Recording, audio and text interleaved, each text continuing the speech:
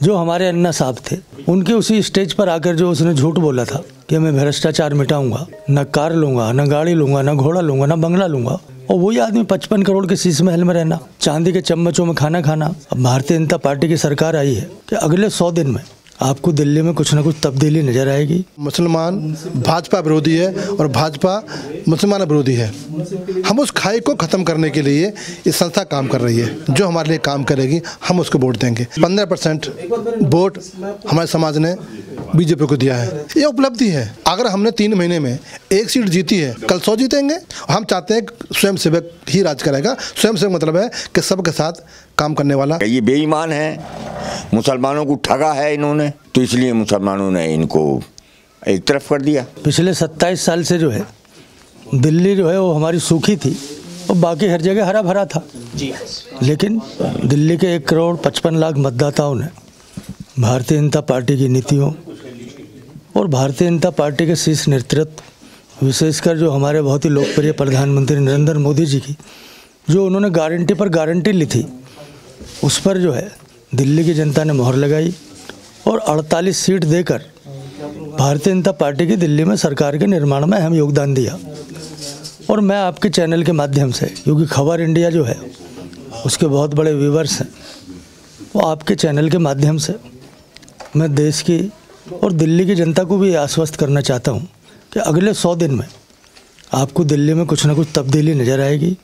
विकास की जो किरणें पिछले 11 साल से धूमिल हो गई थी, जो खाली झूठ की खेती पर जो है लगातार 11 साल जिसने निकाल दिए। आप हर 3 किलोमीटर पर जाएंगे तो आपको हरे रंग की जो बस है वो आपको बिगड़ी हुई मिलेंगी, और एक तरफ उसका वादा रहता है कि मैं महिलाओं को फ्री डीटीसी की बस में यात्रा करा रहा हूँ। डीटीसी की बस ही नहीं थी तो बेचारी यात्रा कहाँ से करती हैं वो।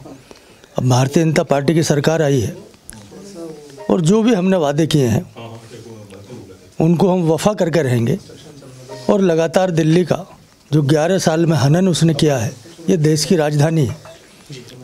यहाँ पर पूरी दुनिया के मिशन भी यहाँ पर हैं, एम्बेसी भी यहाँ पर मौजूद है।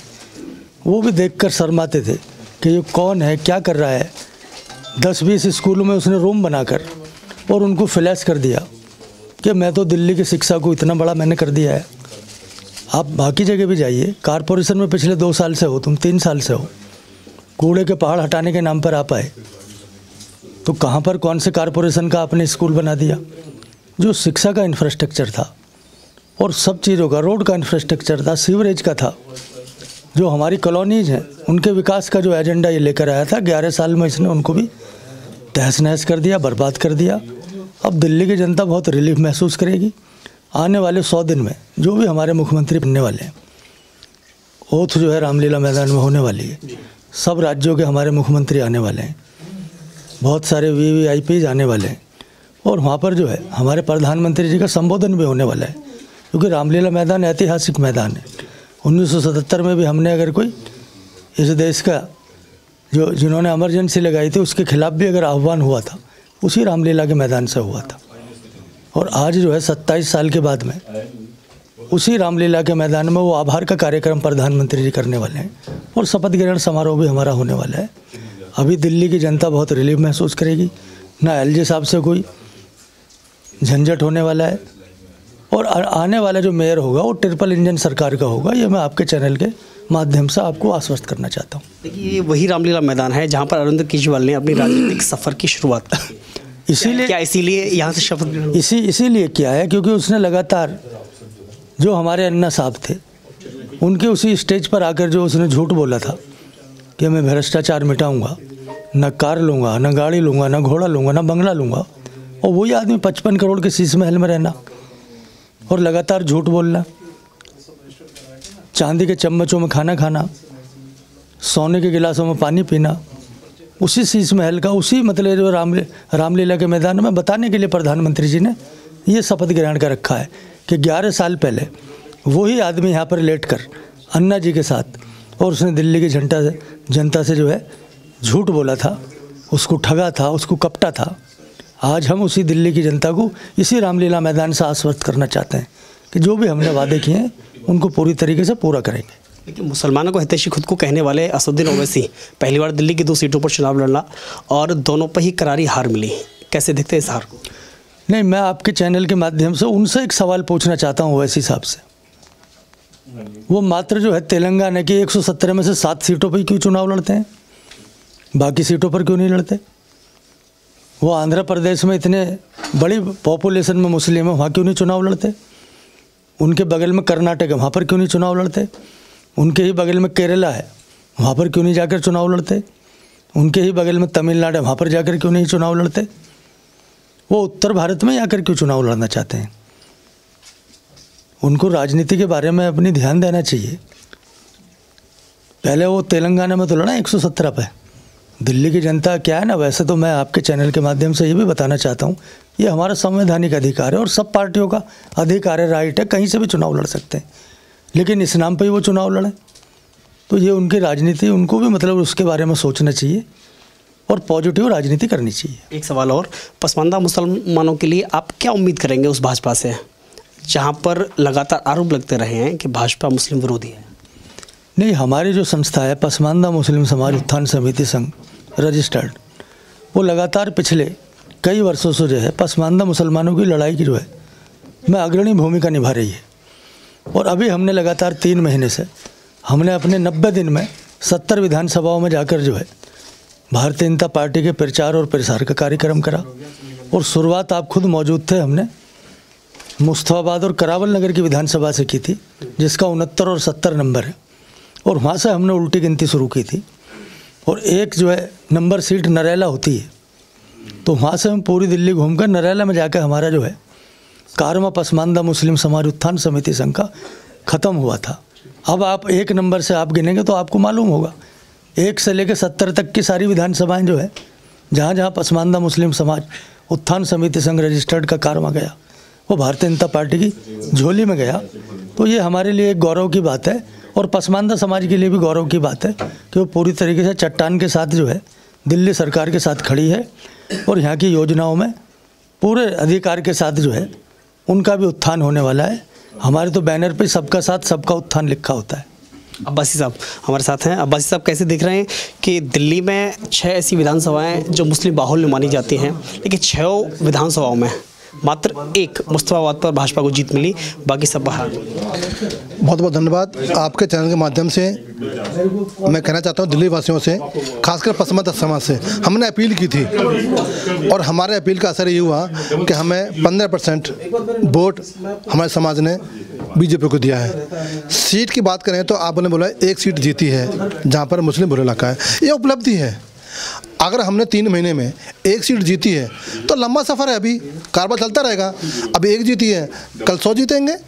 और हमारा उद्देश्य केवल ये है कि जो विपक्षी पार्टियों ने, इंडी गठबंधन ने कहूँ तो मैं, जो एक ठप्पा लगा रखा था कि मुसलमान भाजपा विरोधी है और भाजपा मुसलमान विरोधी है, हम उस खाई को ख़त्म करने के लिए ये संस्था काम कर रही है। क्योंकि संस्था का उद्देश्य एक ही है, हमारा वोट का अधिकार है, हमारा किसी से कोई दुश्मनी नहीं है। जो हमारे लिए काम करेगी हम उसको वोट देंगे। और भाजपा ने दिखा दिया है बिना भेदभाव के, चाहे उत्तर प्रदेश हो, चाहे हरियाणा हो, चाहे मध्य प्रदेश हो, चाहे छत्तीसगढ़ हो, चाहे वो राजस्थान हो, चाहे वो गुजरात हो,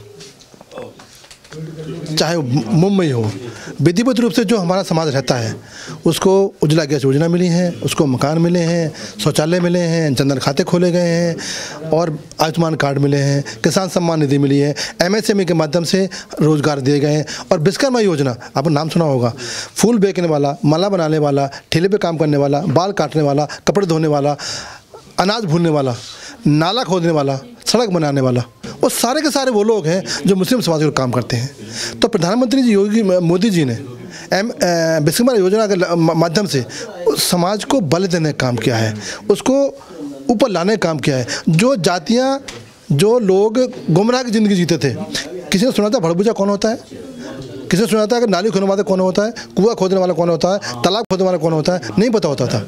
आज वो योजना के माध्यम से देश को बता दिया है कि जो मेरा पिछड़ा पसमानदा समाज है, जो कहीं गुमनाम की ज़िंदगी जीता था, मैं उसके लिए योजना लेके आया हूँ, उसको मैं इस मुकदार जोड़ने का काम करूँगा। इमामों को सैलरी देने के वायदा पहले से कर रखा था केजरीवाल जी ने, क्या लगता है इसके बावजूद भी हार का मुंह देखना पड़ा? 11 वर्ष देखा हमने उस लुटेरे को, मरकज़ के ऊपर उसने कुठाराघात किया कोरोना काल में। हमारे इमामों की तनख्वाह उसके पास ही नहीं है, वक़्फ़ की संपत्ति से धन आता है, उससे तनख्वाह दी जाती है। उसने अपने पास से नहीं दिया, उसने इमामों को भी नहीं दिया, उसने डीटीसी के बस को नहीं दिया, ड्राइवर को नहीं दिया, उसने और बहुत सी जो एमसीडी है उसमें तनख्वाह नहीं मिली है। जो हमारे वाल्मीकि समाज के लोग हैं, जो हिंदू समाज के लोग हैं, जो कभी संविधान के नाम से लोग घूमते हैं, संविधान खतरे में है, बाबा साहब का संविधान खतरे में, बाबा साहब के समाज को ठगा है, जो बेचारे सफाई कर्मचारी हैं, आज उनके लिए तनख्वाह देने के लिए इन केजरीवाल ने ठगा है इसको। तो आज दिल्ली जिंदा ने उनको हटा दिया है और भाजपा को लेकर आए, जो वाल्मीकि बाबा साहब के समाज का, वाल्मीकि समाज का पैर धोकर बाबा विश्वनाथ कॉरिडोर पर जिन्होंने बनाया था उसके पैर धोकर काम किया था, वो मोदी जी। उसको हमें चुना है क्योंकि वो स्वयं सेवक है। हम चाहते हैं कि स्वयं सेवक ही राज करेगा। स्वयं सेवक मतलब है कि सबके साथ काम करने वाला, सबकी योजना लेने वाला, सबके लिए काम करने वाला और अपना भविष्य उनके लिए काम करने के लिए दे दे, ऐसा स्वयं सेवक कह देते हैं। बहुत बहुत धन्यवाद। इकबाल साहब, मुस्तफाबाद की जीत पर क्या कहेंगे? मुस्तफाबाद की जीत एक प्रचंड जीत है, जिसपे आम आदमी पार्टी की विधायक रहा और उससे पहले भी अब मोहन सिंह बिष्ट जी ने प्रचंड जीत हासिल की है। वहाँ से पसमानदा समाज उनके साथ रहा है, उन्होंने वोट दिया है, जबकि वोट मुसलमानों ने उन्हें भी दिया, मगर जितने की उन्हें उम्मीद नहीं थी मोहन सिंह बिष्ट जी को, उससे ज़्यादा वोट पसमानदा समाज ने उनको दिया है। लेकिन ये वही इलाका है जहाँ पर दिल्ली दंगे हुए CNRC के विरोध में। जी। क्या लगता है कि उस समय आम आदमी पार्टी की सरकार थी और जो उनके मुख्य आरोपी थे वो भी इस चुनाव में प्रत्याशी बनाए गए थे ओवैसी को? ऐसा है कि वो इस विधानसभा में नहीं बनाए। मुस्तफाबाद जिसका नाम ले रहे हो, वो करावल नगर विधानसभा थी, वो यहाँ से नहीं थी। यहाँ से जो थे वो आम आदमी पार्टी के प्रत्याशी थे, यूनुस चौधरी यूनुस साहब, और यहाँ से जो है अब आए हैं मोहन सिंह बिष्ट जी। तो वो प्रचंड बहुमत से हराने के बाद आए उन्हें, उनकी जमानत तक उनको टिकट ही नहीं दिया। पहली बात तो केजरीवाल ने एक बालक को दे दिया था यहाँ का, तो वो ओखला का, तो उसको दे दिया टिकट, उसको उसे बेचारी जमानत बचानी मुश्किल हो गई। लेकिन तीन पार्टियां, आम आदमी पार्टी, कांग्रेस और उधर ओवैसी, तीनों पार्टियां मुस्लिम हितैषी होने का दावा करती हैं, तीनों को हार मिली। हाँ, तो जब भी तो पता चला कि ये बेईमान है, मुसलमानों को ठगा है इन्होंने, तो इसलिए मुसलमानों ने इनको एक तरफ कर दिया। बहुत धन्यवाद।